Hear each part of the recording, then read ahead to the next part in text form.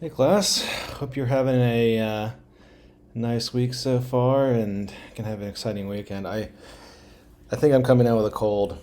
I I can feel it coming, and I've tested negative for COVID. Although it would be strange if I got COVID because I just got the booster a month ago, and I'm supposed to have my maximum uh, immunity.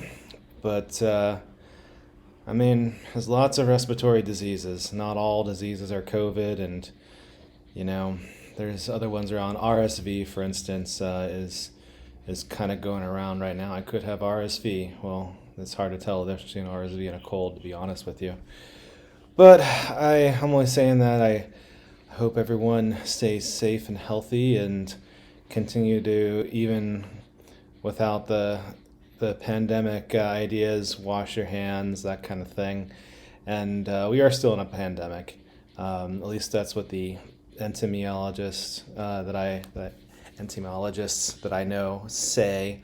We're not COVID's not in the endemic phase yet, although it is much less potent as it was before. The Omicron variants don't seem to be as lethal, and we have treatments. We even have oral treatments, so we are doing pretty well.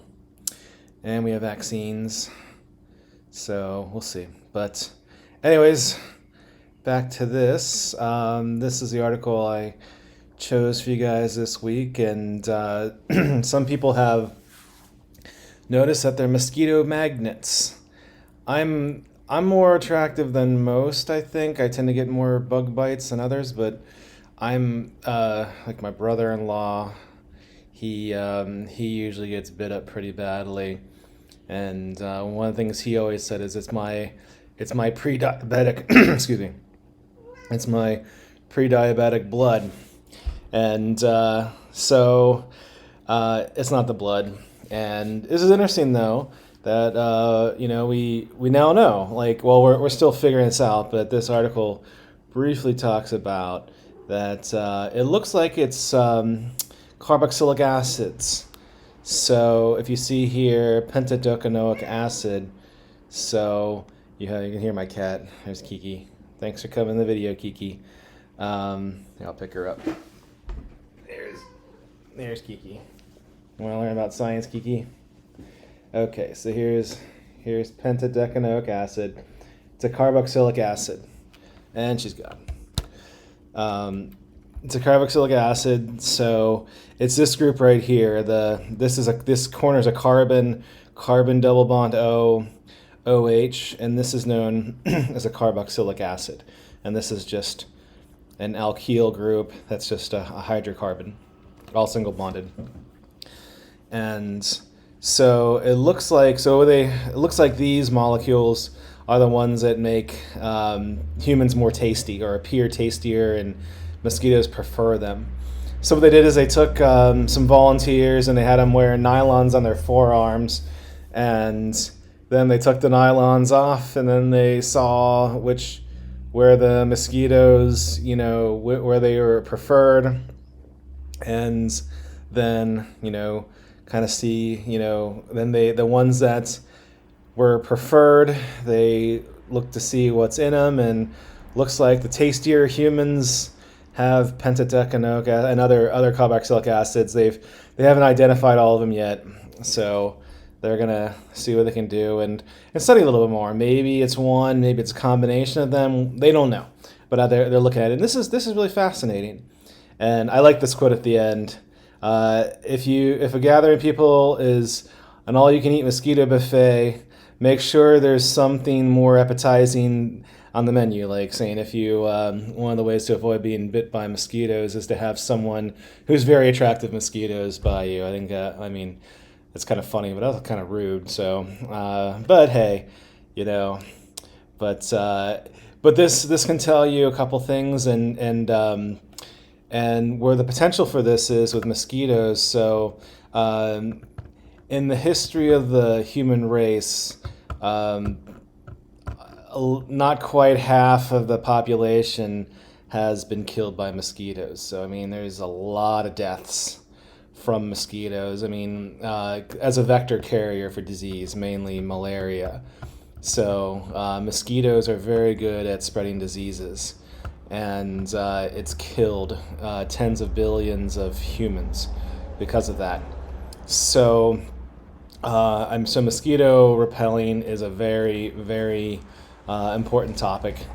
I mean, still in this day and age, it's important. And the main ways that we avoid mosquitoes, so bug spray oftentimes contains a molecule called DEET, and DEET is really good. It really gets it just mosquitoes just avoid it. Then there's citronella is commonly used. Citronella, it doesn't really repel insects or mosquitoes, but they'll land on you, but they tend not to bite those that have citronella applied. DEET works better than citronella by far, but citronella is useful, but it's not, I mean, not as good as DEET. But I mean, with this technology, well, we don't have technology yet. The science, we're trying to figure out why, and then we can develop technology. Maybe some of the technology in this article said that you can put for the really tasty, if you know that you're a tasty human, then you might be able to apply some creams that might neutralize or change the effects of these carboxylic acid molecules. Another thing is maybe, it's not this in this article, but I could see like, maybe you could have a mosquito trap. Put the cocktail that's just amazing, and all the female mosquito. Usually, it's the females or pregnant females that bite you. Usually, then all of them can go and rush towards that. It's a similar to a type of alternate pest control called using pheromones. Pheromones are molecules that females of species release when they want to mate. And obviously males are attracted to them. And a very common one is octanol, 8 carbons OH alcohol. And then if you put pheromones, oftentimes octanol and maybe other molecules, just depends on what species, but you will attract the males and like if you have a trap that the males can crawl into but will have a difficult time crawling out, and you can just have like a big bag full of males are like, all right, well, where are the ladies expecting us? And they're all trapped. So I could see something like this with a female saying, where's the tasty human? Where's the tasty human? Like, and who are all these other women with me?